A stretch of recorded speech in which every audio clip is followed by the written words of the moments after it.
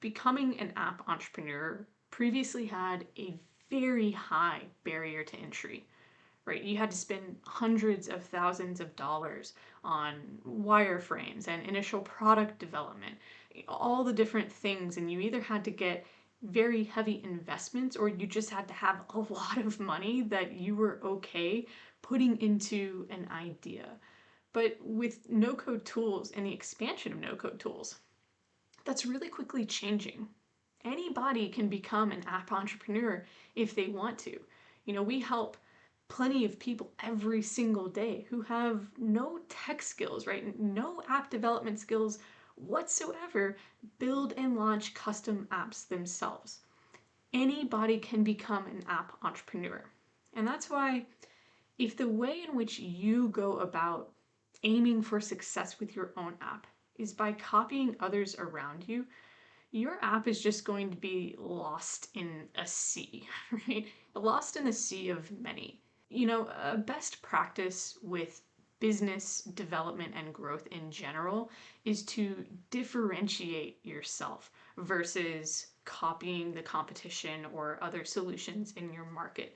Because if you're copying others, then the only way to compete with them generally is just by charging less. And when you charge less than those around you, you're really just in a race toward the bottom, right? It's very hard to succeed and build a sustainable business in that way.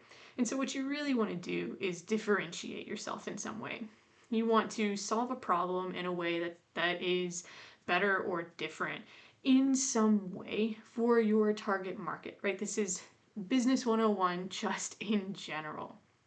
But I really want to emphasize that when it comes to an app-based business in particular, and especially when using no-code tools, because as more and more people come into this space and start building solutions, the reality is a set of features with an app is actually very easy to copy. Right? If you see an app, literally any app that you pull up, you can look at what the features are, and then you can just replicate those. That's just kind of the reality.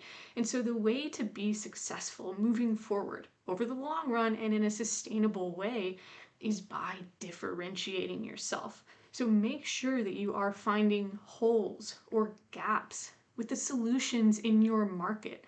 Don't just look at what others around you are doing and try to copy them. Figure out what you can do better and or differently and move forward with that, because that's what's going to help you grow over the long run. Building an app and growing a sustainable business takes intent. It takes focus. It takes work. You cannot just come into this space or come onto a no-code platform, have another app that you want to copy and put it out there and think, well, they're doing it and they're successful, so I'm going to be successful too.